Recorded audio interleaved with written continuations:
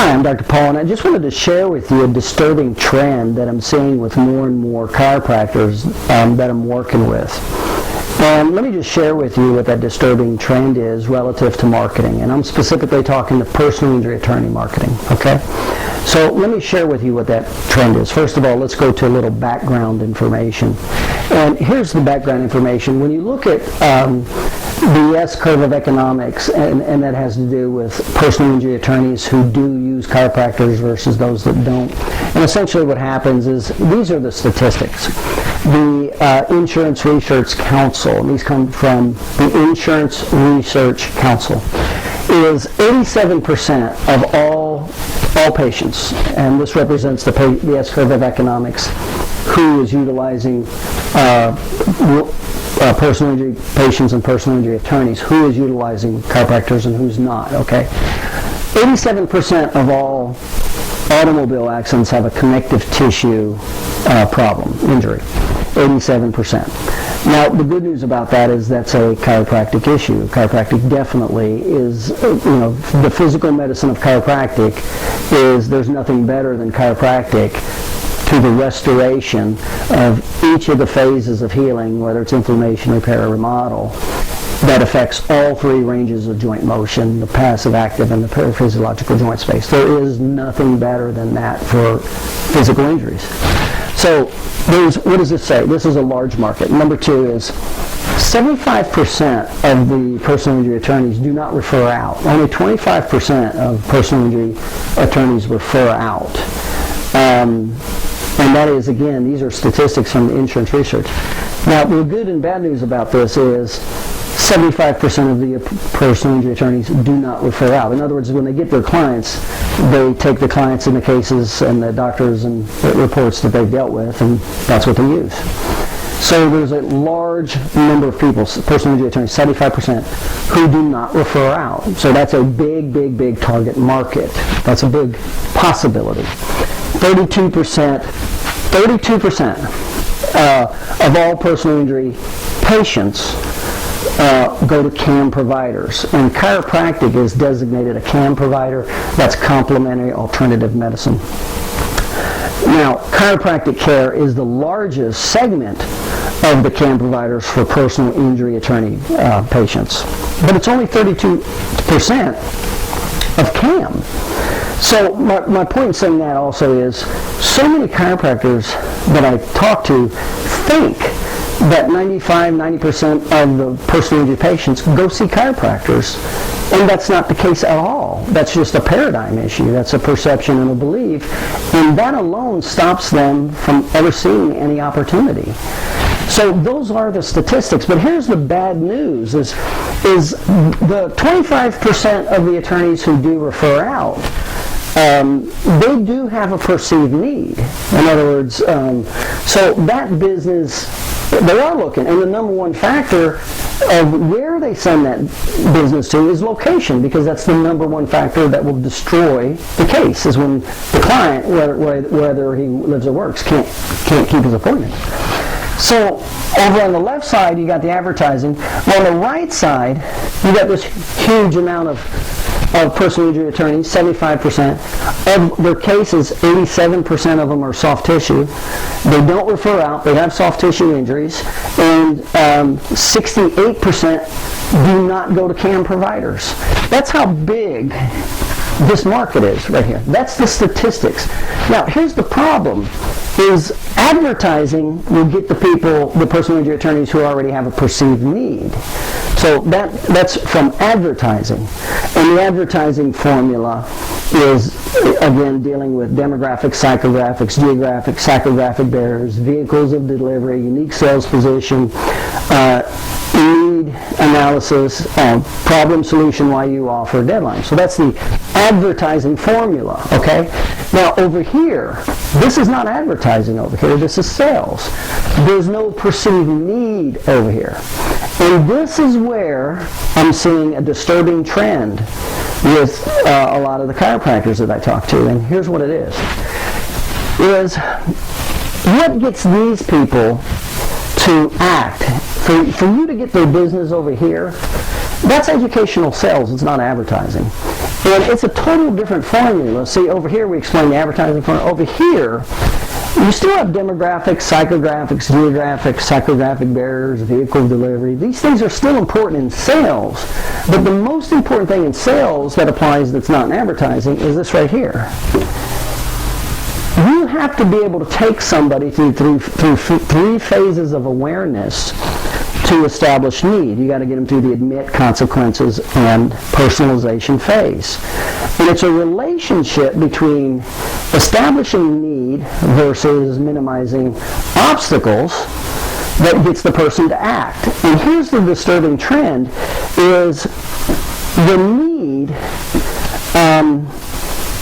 there's a pleasure-based need and a pain-based need, and over 80% of everything we do in life is based on avoiding pain, and personal injury attorneys are no different. They're just the same way. They're in a state of unconscious incompetence. Right here, you see, if they had a perceived need, and if it was high enough, would they not be referring and looking for chiropractors to take care of the abundance of their pain? Yeah, they would. But they're in a state of unconscious incompetence. They don't have a perceived need. So advertising won't do that.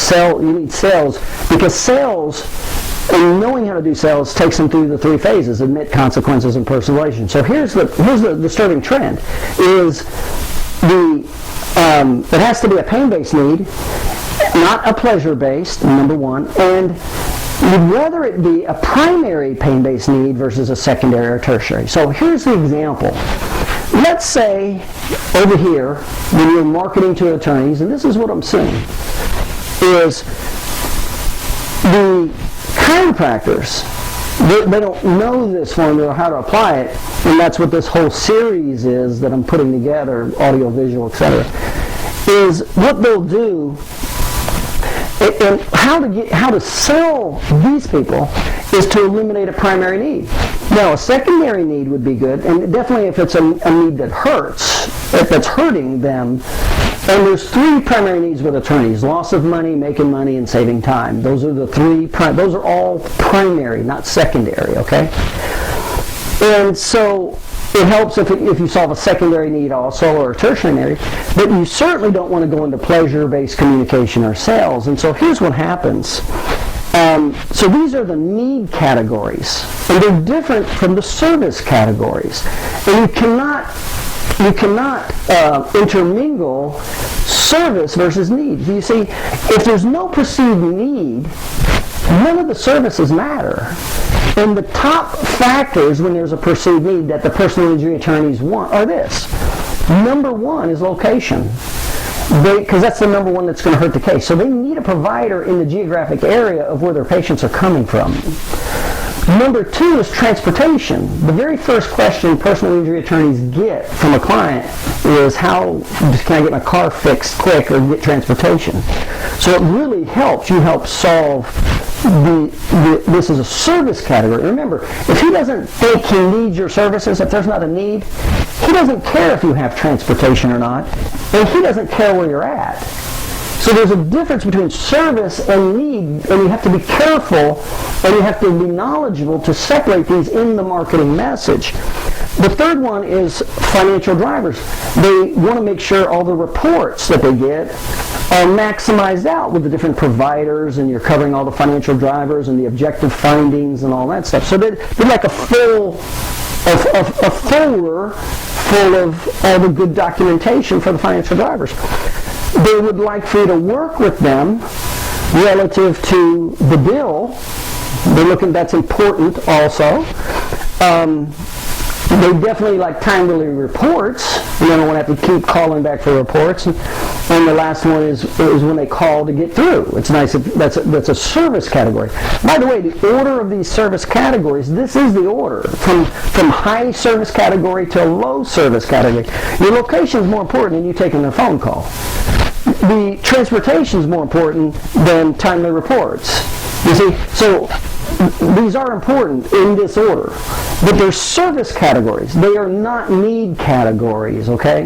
Need categories are like if you can establish to the personal injury attorney how he's easily losing $100,000 a year. That's a need. That's a primary need. It's not a secondary need. Okay? So if you can not only eliminate a primary need, and that's what we're going to do. That's what we do to this market. This is what this whole personal injury attorney video series, marketing series that I'm putting together for. This is exactly what it does in this market. So you have this huge market over here that's sales-based. You have to be able to make sure you have the best demographics, psychographics, geographics, and psychographic barriers, okay? You make sure you have the optimal vehicle delivery. So make sure those 4 categories are optimal for your list, your marketing list. Once you get it, then the message has to be a primary need. Now, this is typically an unconscious incompetent state. So you have to be able to take something he's not even aware of. And most of the chiropractors I work with aren't even aware of this. So you have to be able to establish, and remember, you've got to take them through 3 psychological phases: admit, consequences, and purge. The consequences are these: that it's a primary need and it's big and it hurts. And he didn't know that until you pointed it out and got him to admit it. That's called sales, okay? Now here's the big problem that I'm seeing. This is how you tap into that market. The problem I'm seeing overwhelmingly with so many chiropractors is they're basing their marketing on things like this. Buying them tickets to the hockey and ball games.